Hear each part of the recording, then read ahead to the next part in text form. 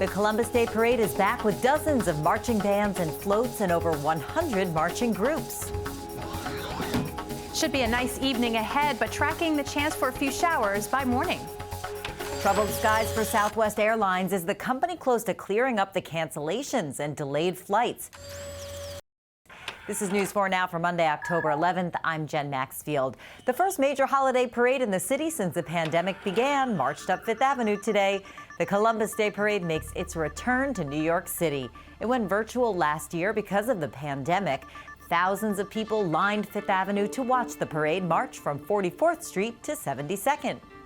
The annual Columbus Day Parade is the nation's largest celebration of Italian heritage.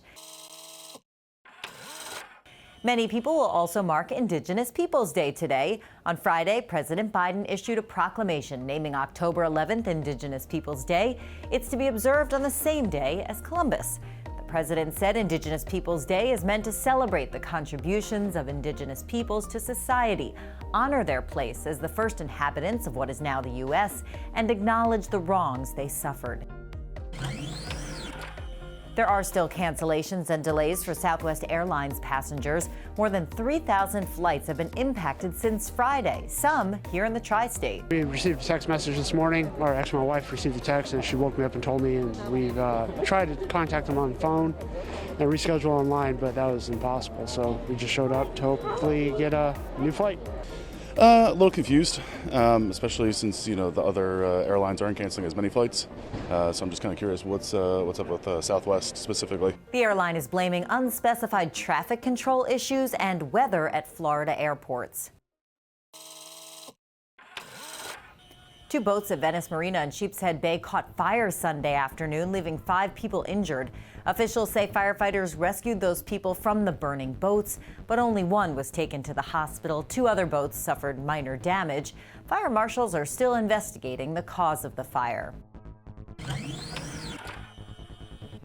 William Shatner's trip to the edge of space has been put on hold thanks to bad weather here on Earth.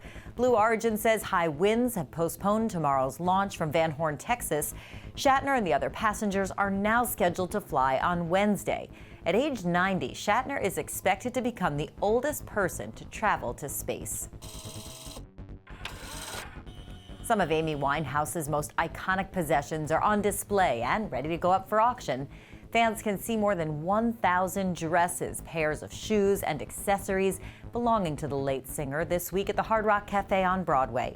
The auction will be held in Beverly Hills on November 6th and 7th. Hi there, I'm Storm Team 4 meteorologist Maria LaRosa. Hope you had a good Monday. As far as what is headed our way for this evening, more of the same. Partly to mostly cloudy skies, overall pleasant, and temperatures that remain above average. Mid and upper 60s even through the dinner hour. Clouds from time to time should stay dry, but that east flow finally easing up just a little bit, and that'll reduce that risk of any more coastal flooding.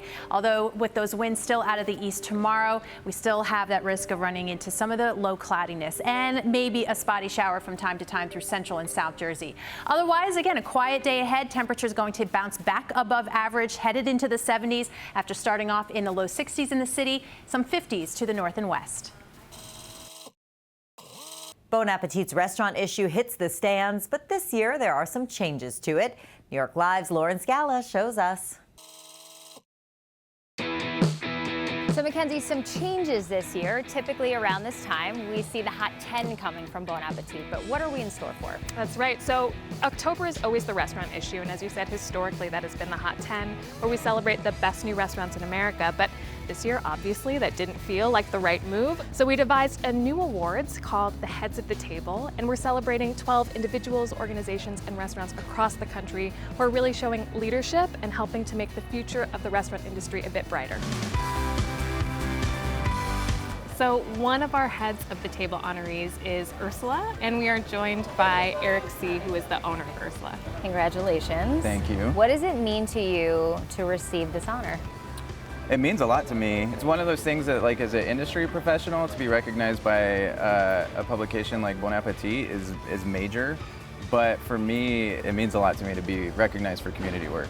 What really stood out to you the most about what Eric has done? I mean, first of all, the food is bomb. And that's sort of like the baseline, right, for any of the restaurants or individuals that we are honoring. But also, as Eric was saying, these awards go beyond that and really recognize leadership in the community. And Eric, both at Ursula and previously at the Awkward Scone, has really been about queer community, about providing a safe space for people to gather. And also with the pop-up series, it means that people can come in and test out new concepts for their business, so that we have a new generation of LGBTQ restaurant owners who are able to test things out here. So when we come to Ursula, what kinds of things will we find on the menu? Everything here is inspired by New Mexico for my family recipes, the wide diaspora of New Mexican cuisine, and it also incorporates a lot of work and creativity from my staff too. We're known mostly for our breakfast burritos. That's what people line up for every morning.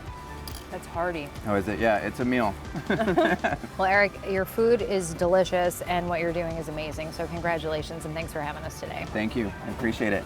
Thanks, Mackenzie. Of course, thank you.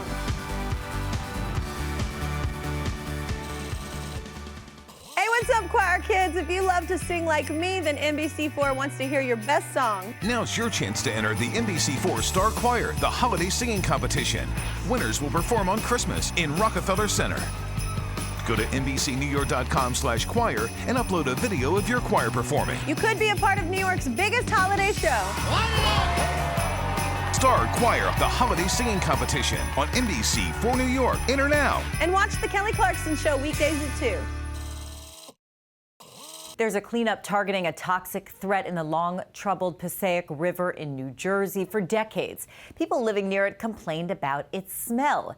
It's an open secret. The river has been a dumping ground from everything from trash to chemicals, but now a promise to clean it all up. News 4's Brian Thompson explains how it will work and how long it will take to make the river safe. It's full speed ahead now to dredge and/or cap the toxic chemicals that infest the river bottom of the Passaic. And because it's a tidal river where those cancer-causing toxics have washed back and forth over a stretch of 17 miles, to clean up the chemical stew in the muck of the riverbanks all the way up to the high tide line. Have you ever been tempted to eat the fish or the crabs? No.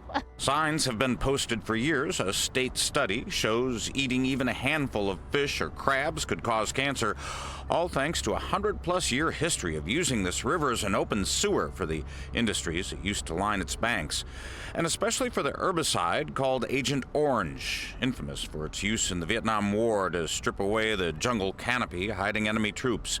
But many American soldiers have since had serious health problems, while one bridge over the river is named after a soldier killed in Vietnam by enemy fire.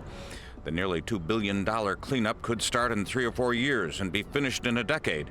But as for taking down these warning signs, it could probably be maybe not even our lifetime when we see the fish and the crabs sufficiently safe, low levels of contaminants for them to be edible. This map shows how the EPA says it will now combine the cleanup of the more heavily polluted stretch by Newark, where Agent Orange was made, to the upper 9-mile stretch that runs to the Dundee Dam.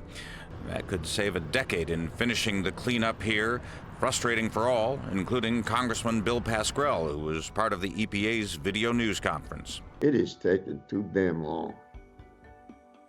We've tragically seen massive storms like Hurricanes Sandy and Ida spread contaminated sediment. This is yet another reminder that we need greater focus on the climate crisis. The EPA says the company's responsible for making this one of the most polluted rivers, if not the most polluted river in America, will pay the entire $2 billion cost of cleanup. Now, it will be the most expensive Superfund cleanup ever charged to private companies in our nation's history. In Lyndhurst, Brian Thompson, News 4 New York. Thanks so much for joining us. We'll see you back here tomorrow.